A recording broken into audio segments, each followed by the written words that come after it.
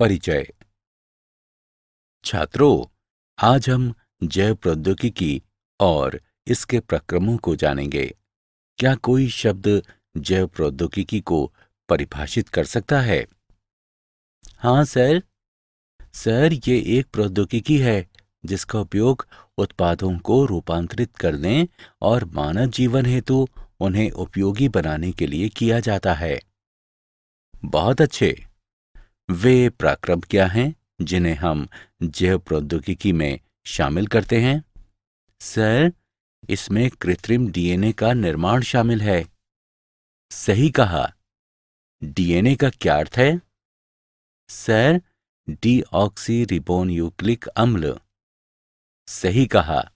तो आओ इस पाठ में हम जैव प्रौद्योगिकी के सिद्धांत और प्रक्रमों के बारे में विस्तार से चर्चा करेंगे।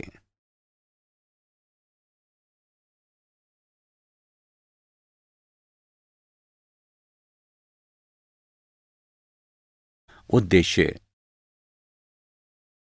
इस पाठ के अंत में आप निम्न करने में सक्षम हो जाएंगे: जैव प्रौद्योगिकी के सिद्धांतों का वर्णन करना, एक कृत्रिम पुनर्योगज डीएनए अणु के निर्माण का वर्णन करना, पुनर्योगज डीएनए प्रौद्योगिकी के साधनों का वर्णन करना, डीएनए खंड के पृथक्करण एवं विलयन की चर्चा करना, क्लोनिंग संवाहक का वर्णन करना, पुनर्योगज डीएनए प्रौद्योगिकी के प्रक्रमों का वर्णन करना। जैव प्रौद्योगिकी के सिद्धांत। जैव प्रौद्योगिकी एक तकनीक है जिसमें उत्पादों को बनाने या रूपांतरित करने, पौधों या जंतुओं में सुधार करने के लिए या विशिष्ट उपयोग हेतु सूक्ष्म जीवों का विकास करने के लिए जीवों का उपयोग किया जाता है। आधुनिक जैव प्रौद्योगिकी के विकास में निम्न दो तकनीकों का योगदान है: आनुवंशिक इंजीनियरिंग, आनुवंशिक पदार्थ की प्रकृति को बदलने की तकनीक, और या आनुवंशिक पदार्थ को अन्य परपोषी जीवों में प्रवेश कराकर इसके समलक्षणी में परिवर्तन करना। जैव प्रौद्योगिकी उत्पादों के निर्माण के लिए रोगाणु रहित दशाओं में केवल वांछित सूक्ष्मों या कोशिकाओं की अधिक संख्या में वृद्धि और गुणन को सुगम बनाने की तकनीक।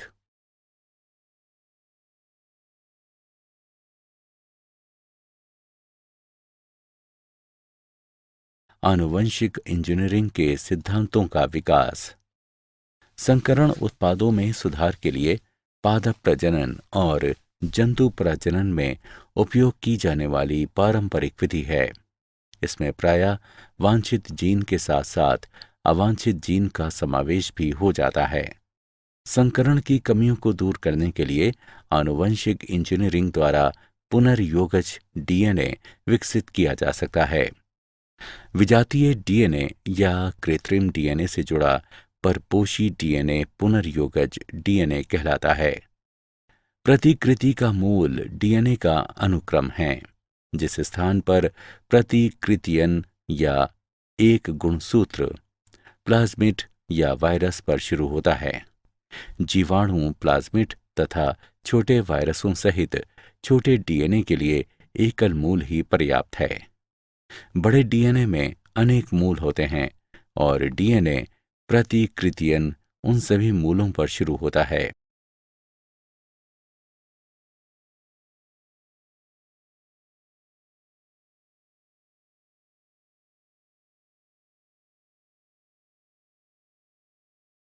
कृत्रिम पुनर्योगज डीएनए अणु का निर्माण। जब विजातीय डीएनए प्रतिकृति के मूल से जुड़ा होता है तो परपोषी जीव में डीएनए प्रतिकृति एवं गुणित हो सकते हैं। ये डीएनए क्लोनिंग कहलाता है। कृत्रिम पुनर्योगज डीएनए का निर्माण। प्लाज्मिड अतिरिक्त गुणसूत्र डीएनए हैं जो एक जीवाणु से दूसरे जीवाणु तक जीन या डीएनए स्थानांतरित कर सकते हैं।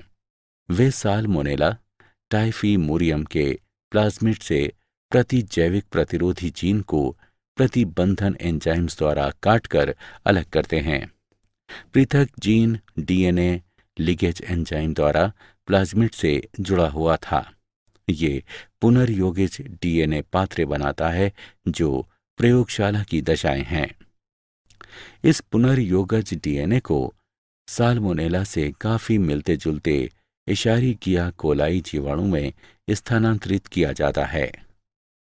प्रतिजैविक प्रतिरोधी जीन ई कोलाई में प्रतिकृति बना सकते हैं और बहुप्रतियां बनती हैं। ये जीन क्लोनिंग कहलाता है।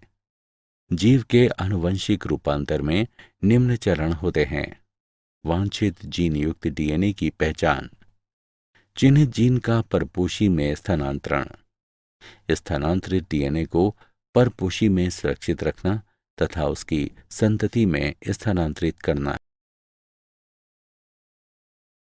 पुनर्योगज डीएनए तकनीक के साधन। प्रतिबंधन एंजाइम। प्रतिबंधन एंजाइम न्यूक्लिएजेस कहलाने वाले एंजाइमों के वर्ग में आते हैं।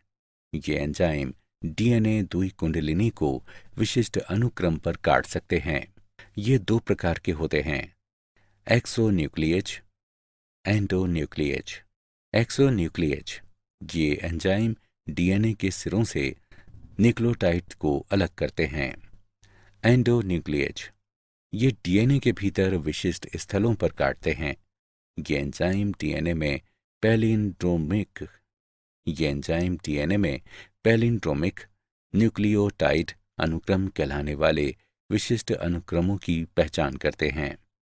पैलिंड्रोमिक न्यूक्लियोटाइड अनुक्रम ये क्षार युग्म का अनुक्रम है जो पढ़ने के अभिविन्यास को समान रखने वाले दोनों लड़ियों में एक जैसा पढ़ा जाता है।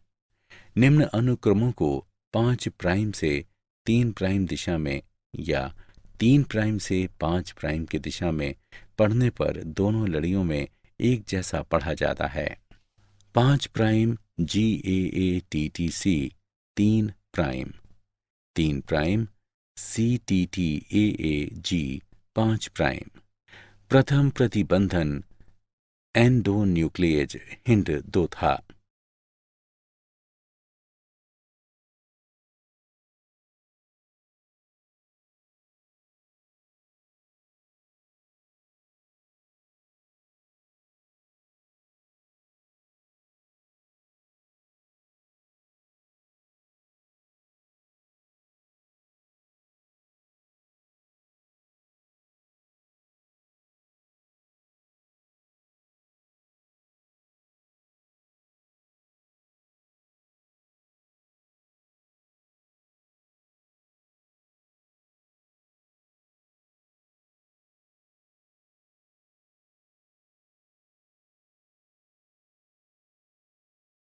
प्रतिबंधन एंडोन्यूक्लिएज एंजाइम की क्रिया द्वारा पुनर्योगज डीएनए के निर्माण में चरण।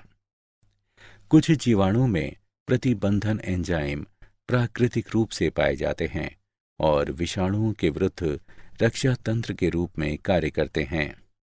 प्रत्येक प्रतिबंधन एंजाइम एक विशिष्ट स्थल यानी पहचान स्थल पर काटता है जहां न्यूक्लियोटाइड्स का एक विशिष्ट अनुक्रम पाया जाता है। प्रतिबंधन एंजाइम EcoR1 में निम्न पहचान स्थल होते हैं: GAATTC, CTTAAG। इसका अर्थ है कि EcoR1 इस अनुक्रम में केवल G और A के बीच काटेगा। चरण 1 EcoR1 के लिए पहचान स्थल युक्त डीएनए का एक खंड नीचे दिया गया है। चरण 2 EcoR1 डीएनए लड़ी को पहचान स्थल पर काटता है G और A के बीच। चरण 3 डीएनए लड़ी विखंडित हो जाती है। इससे खुले न्यूक्लियोटाइड्स या चिपचिपे छोर वाले डीएनए खंड उत्पन्न होते हैं। अन्य प्रतिबंधन एंजाइम उदाहरण के लिए हिंड 2 में सीध में काटता है और बंद न्यूक्लियोटाइड वाले डीएनए खंड उत्पन्न करता है। ये खंड अनासंजी सिरे कहलाते हैं। चिपचिपे सिरे और अनासंजी सिरे एक अन्य डीएनए एंजाइम लीकेज द्वारा बंधन कहलाने वाली प्रक्रिया में आपस में जोड़े जा सकते हैं। डीएनए लीकेज डीएनए की मरम्मत और प्रतिकृतियन में शामिल होते हैं। लीकेज का कार्य बंधन कहलाने वाली प्रक्रिया में डीएनए खंडों को पुनः जोड़ना है। डीएनए खंड 4 युग्म रेखण का उपयोग करके आपस में जुड़ जाते हैं। डीएनए के एक खंड के खुले न्यूक्लियोटाइड्स दूसरे डीएनए खंड के लिए 4 युग्मों द्वारा आकर्षित किए जाते हैं। खंड एंजाइम डीएनए लीकेज द्वारा जुड़े होते हैं, जो खंडों को उनकी शर्करा फॉस्फेट रीढ़ पर जोड़ते हैं। यदि डीएनए खंड अलग अलग स्रोतों से है तो पुनर्योजन डीएनए उत्पन्न होता है।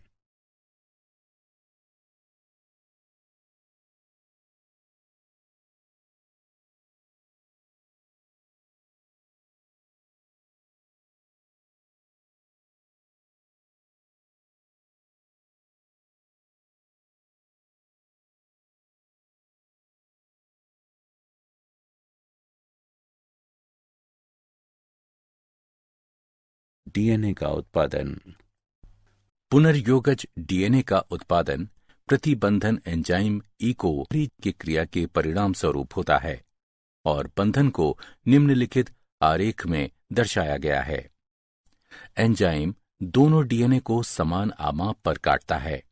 उसके बाद दोनों डीएनए खंडों को चिपचिपे सिरों पर जोड़ा जा सकता है और इसके फलस्वरूप पुनर्योगज डीएनए बनता है।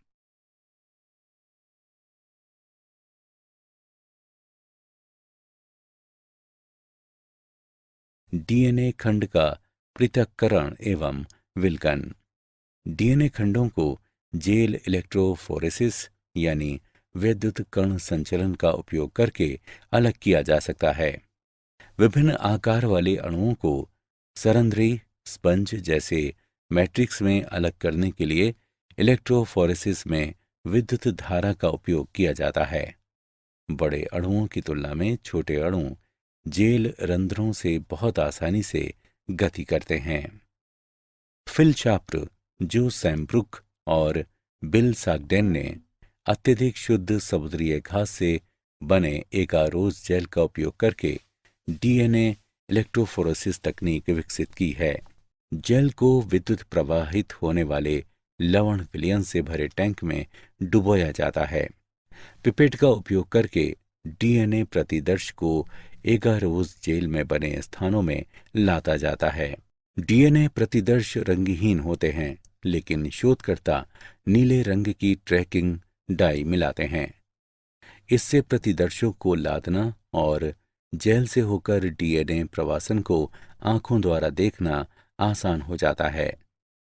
डीएनए रीढ़ में स्थित फॉस्फेट समूह ऋणात्मक आवेशित ऑक्सीजन लेकर डीएनए अणु को पूरी तरह से ऋण आवेशित कर देते हैं।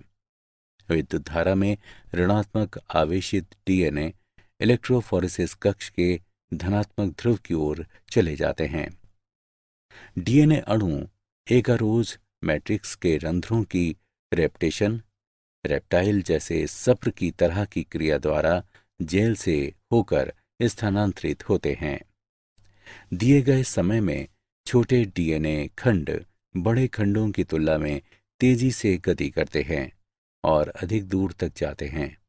इस तरह डीएनए खंड एक एगारोज जेल में आमाप अनुसार अलग अलग किए जा सकते हैं।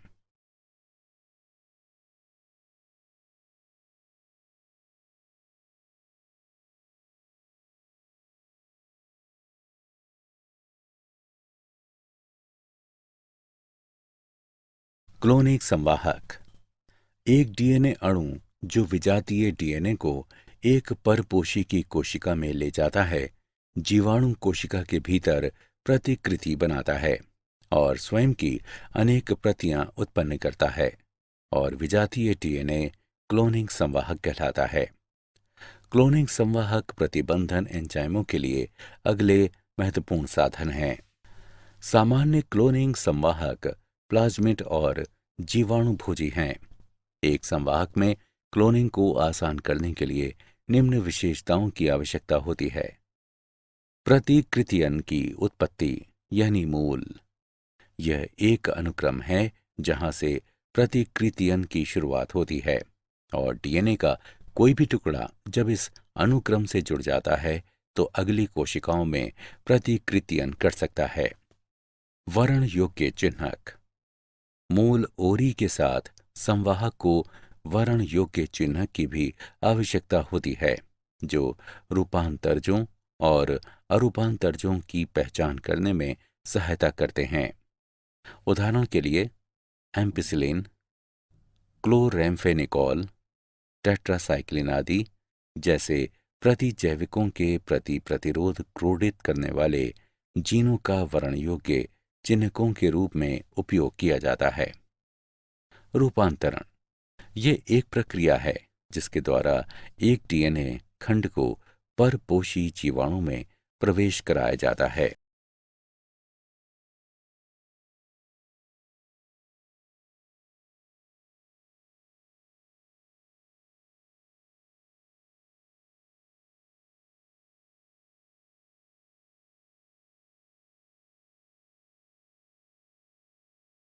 क्लोनिंग संवाहक। क्लोनिंग स्थल ये वे स्थल हैं जहां पर विजातीय डीएनए जुड़ता है। निवेशी निष्क्रियता। प्रतिजैविक प्रतिरोधी जीन का उपयोग करके पुनर्योगजों का चयन करना एक जटिल प्रक्रिया है, इसलिए एक वैकल्पिक विधि विकसित की गई है। इसमें रूपांतरजों, पुनर्योगजों और अपुनर्योगजों की पहचान क्रियाधार की उपस्थिति में रंग उत्पन्न करने की उनकी क्षमता के आधार पर की जाती है। इसमें एक पुनर्योगज डीएनए को ए ग्लैक्टोसाइजिस एंजाइम के अनुक्रम में प्रवेश कराया जाता है, जिसके फलस्वरूप एंजाइम निष्क्रिय हो जाते हैं और इसे निवेशी निष्क्रियता कहते हैं। इसलिए इस प्रकार के जीवाणु द्वारा नीला रंग नहीं प्रदान किया जाएगा, अपुनर्योगज नीला रंग प्रदान करेंगे। पौधों व जंतुओं में जीन क्लोनिंग हेतु संवाहक। जीनों को स्थानांतरित करने के लिए कुछ जीवाणु और वायरस का उपयोग किया जाता है। उदाहरण के लिए अनेक द्विबीजपत्री पौधों पर पाया जाने वाला रोगजनक एग्रोबैक्टीरियम ट्यूमीफेशियंस टी डीएनए कहलाने वाले डीएनए का खंड स्थानांतरित करता है और पौधों की कोशिकाओं को ट्यूमर अर्बुद में रूपांतरित कर देता है और अर्बुद कोशिकाएं रोगजनक के लिए जरूरी रसायनों का उत्पादन करती हैं। अब इस जीवाणु के टीआई प्लाज्मिड का उपयोग अपनी अभिरुचि के जीन को अनेक पौधों में स्थानांतरित करने के लिए किया जा सकता है। जंतुओं में पश्च विषाणु परपोषी कोशिकाओं को संबंधित कोशिकाओं में रूपांतरित करने के लिए अपने डीएनए को परपोषी कोशिका में स्थानांतरित कर सकता है। इसलिए पश्च विषाणु का एक संवाहक के रूप में उपयोग किया जाता है यदि हानिकारक डीएनए को अभिरुचि के जीन द्वारा बदला जा सकता है। सक्षम आतिथ्य यानी पुनर्योगज डीएनए के साथ रूपांतरण हेतु। डीएनए जलरागी अणु होते हैं, इसलिए इसे कोशिका झिल्ली से होकर गुजारने के लिए कोशिका को कैल्शियम जैसे द्विसंयोजन धनायन की विशिष्ट सांद्रता के साथ संसाधित किया जाता है। ऐसी कोशिकाओं को पहले पुनर्योगिज डीएनए के साथ बर्फ पर रखा जाता है, तब पुनर्योगिज डीएनए को उन कोशिकाओं में बलपूर्वक प्रवेश कराया जाता है। इसके बाद उन्हें थोड़े समय के लिए 42 डिग्री सेल्सियस पर रखा जाता है और पुनः इसे वापस बर्फ पर रखा जाता है। विजातीय डीएनए को प्रवेश कराने की अन्य विधियां सूक्ष्म अंतःक्षेपण और बायोलिस्टिक या जीन गन हैं। सूक्ष्म अंतःक्षेपण में डीएनए को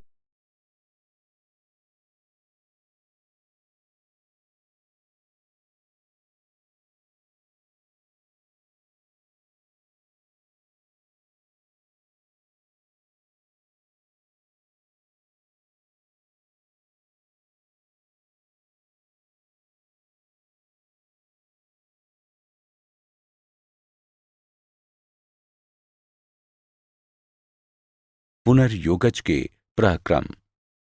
पुनर्योगज डीएनए तकनीक में अनेक चरण शामिल होते हैं, जैसे आनुवंशिक पदार्थ डीएनए का पृथक्करण, डीएनए को विशिष्ट स्थलों पर काटना, पीसीआर का उपयोग करके अभिरुचि के जीन का प्रवर्धन, परपोषी कोशिका या जीव में पुनर्योगज डीएनए का निवेशन, बाहरी जीन उत्पाद प्राप्त करना, अनुप्रवाह संसाधन, आनुवंशिक पदार्थ डीएनए का पृथक्करण। प्रतिबंधन एंजाइम की क्रिया के लिए डीएनए को शुद्ध रूप में प्राप्त किया जाना चाहिए। ये लाइसोजाइम, सेलुलोज, काइटिनेज जैसे एंजाइमों से जीवाणु कोशिकाओं को संसाधित करके किया जाता है। डीएनए हिस्टोन, प्रोटीन और आरएनए के साथ गुंधे रहते हैं। आरएनए को रिबोन्यूक्लेज से उपचारित करके, जबकि प्रोटीन को प्रोटीएज से उपचारित करके अलग किया जाता है।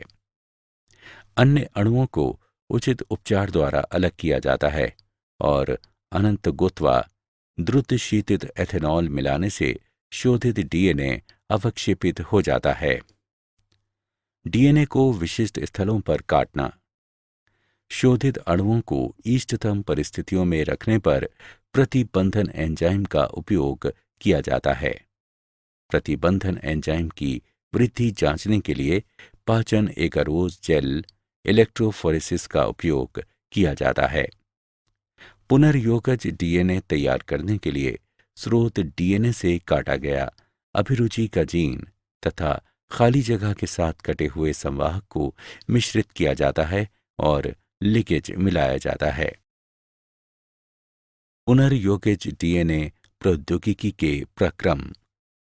पीसीआर का उपयोग करके अभिरुचि के जीन का प्रवर्धन। पॉलीमरेज श्रृंखला अभिक्रिया यानी पीसीआर विशिष्ट डीएनए अनुक्रमों का घातांकी प्रवर्धन प्रदान करती है। पीसीआर के लिए आवश्यक है डीएनए टेम्पलेट, कोई भी स्रोत जिसमें एक या अधिक लक्षित डीएनए अणु होते हैं प्रवर्धित किए जाते हैं। उपक्रमक समान G+C सामग्री के साथ साथ लगभग 10 से 18 न्यूक्लियोटाइड्स के रासायनिक संश्लेषित अल्प न्यूक्लियोटाइड का युग्म उपक्रमकों के रूप में कार्य करता है, जो एक दूसरे के प्रति सीधे डीएनए संश्लेषित करते हैं।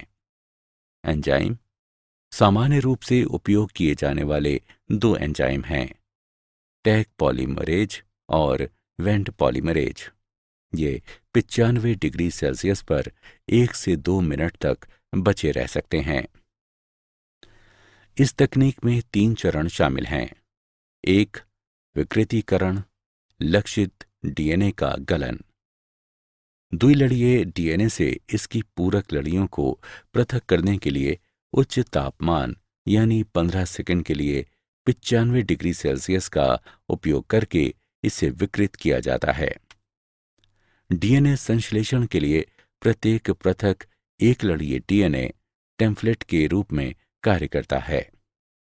2. उपक्रमक तापानुशीलन।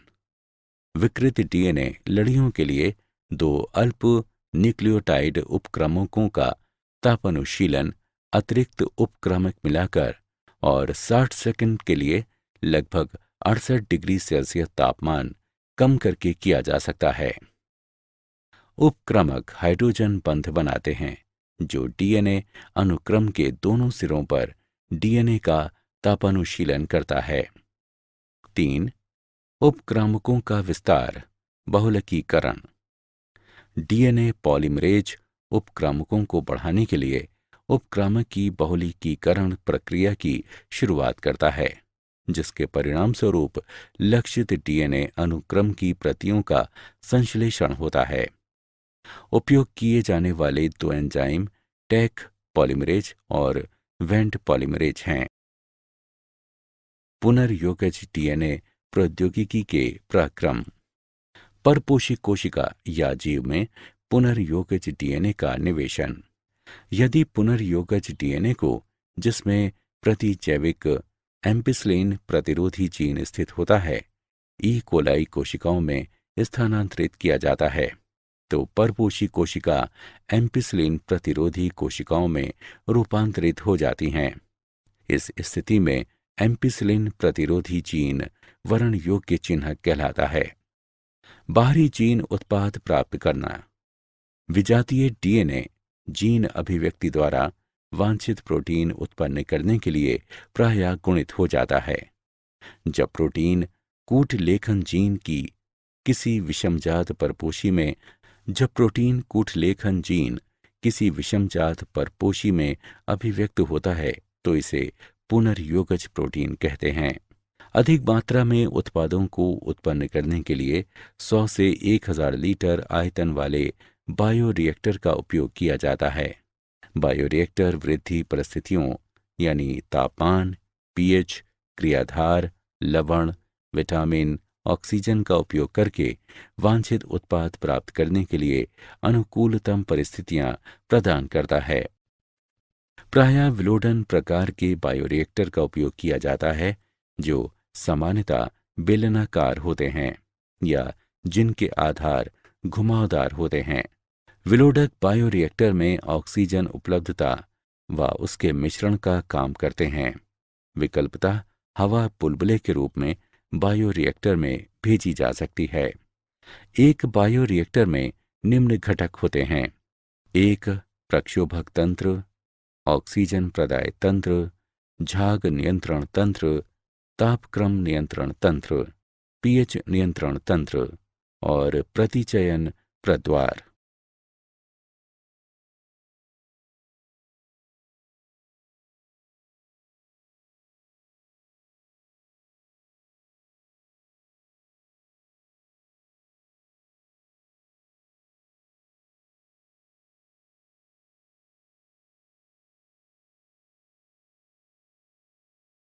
पुनर्योगज डीएनए प्रौद्योगिकी के पराक्रम।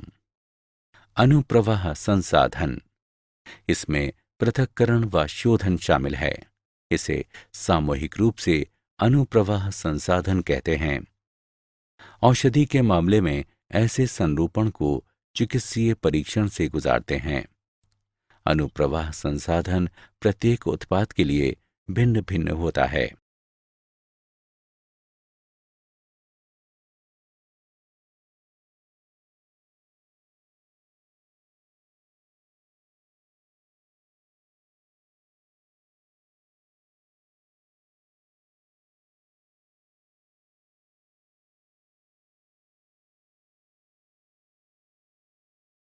क्या आप जानते हैं आनुवंशिक रोगों से नवजात शिशुओं की मृत्यु के बारे में पहले से डॉक्टरों को ये पता कि इसके लिए कौन दोषी है चल जाता है। अब वैज्ञानिकों ने नियमित चिकित्सा देखभाल के लिए जीन मैपिंग के करीब पहुंचकर 1 सप्ताह के बजाय कुछ ही दिनों में उन शिशुओं के डीएनए के कुट लेखन का एक तरीका खोज लिया है। सिर्फ 50 घंटों में हम नवजात शिशु के जीनोम का विकोडन और व्याख्या कर सकते हैं। सारांश। आइए हमने जो कुछ सीखा है उसे संक्षेप में दोहराएं। जैव प्रौद्योगिकी एक तकनीक है जिसमें उत्पादों को बनाने या रूपांतरित करने, पौधों या जंतुओं में सुधार करने के लिए या विशिष्ट उपयोग हेतु सूक्ष्म जीवों का विकास करने के लिए जीवों का उपयोग किया जाता है।